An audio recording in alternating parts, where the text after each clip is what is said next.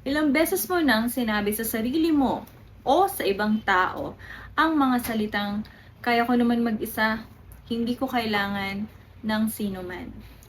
Sa labas, mukha kang napakatapang, napakasipag, at napaka-mature.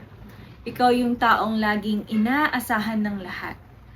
Pero kapag may dumating na tao sa buhay mo na gustong mag-alaga sa'yo, gustong magbigay ng tulong, o gustong makihati sa mga responsibilities mo, bigla kang natataranta. Nagtatayo ka agad ng mga walls sa sarili mo.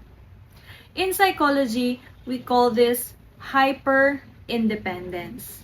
At madalas, hindi ito tunay na tapang, kung hindi isang survival mechanism.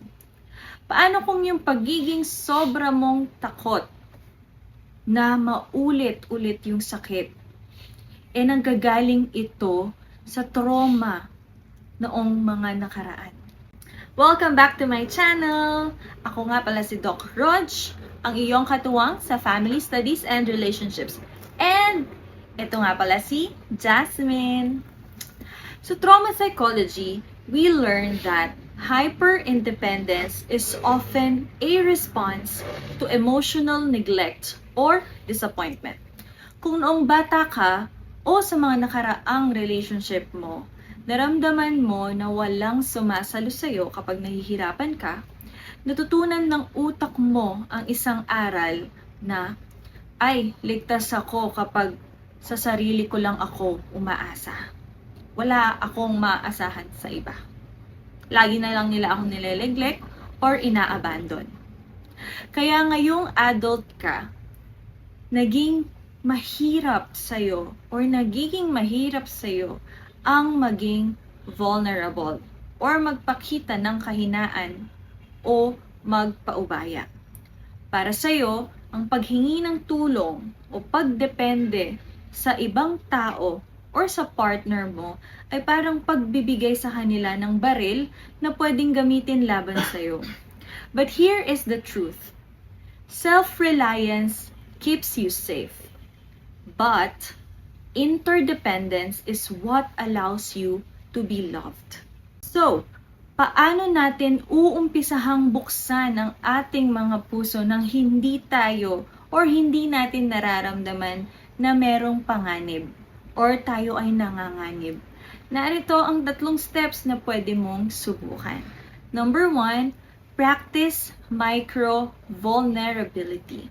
Hindi mo kailangang ibuhos lahat ng kwento ng buhay mo kaagad. Simulan mo sa mga maliliit na bagay.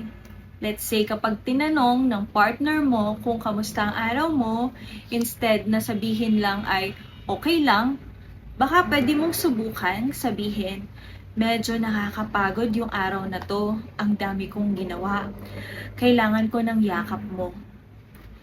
Give them permission to see you as a human being. Number 2, differentiate past betrayals from present reality. Remind yourself, paalalahanan mo ang sarili mo na ang taong kasama mo ngayon ay hindi ang taong nanakit sa'yo noon. Do not punish your current partner for the crimes of your past. Last, number 3, shift from independence to interdependence. Ang healthy na relationship ay hindi tungkol sa nawawala ang sarili mo. It's not about losing yourself in the relationship. It's about 2 strong, independent people who choose to lean on each other. Ang pagtanggap ng tulong ay hindi pagiging mababa or mahina. Ito ay pagbibigay ng space sa partner mo na mahalin ka. My dear kapwa, napakatagal mo nang binitbit, dinala ang lahat mag-isa. Hindi mo kailangan maging superhuman para maging karapat-dapat sa pagmamahal. Deserve mo ring magpahinga. Deserve mo ring magmahal. Deserve mong maging at peace sa piling ng taong marunong mag-alaga sa'yo. Kung handa ka ng dahan-dahang ibaba ang iyong mga walls at magtiwalang muli, i-comment mo ang mga salitang I am embracing love sa ibaba bilang isang panata sa iyong puso. Muli, ako si Doc Raj at ito si Jasmine. Alagaan ang isip dahil mahalaga ka. Kita-kits sa susunod nating pag-uusap. Bye!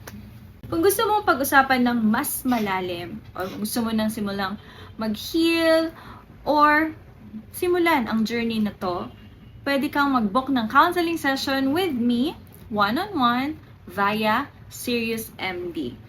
More details at the end of this video. Bye-bye!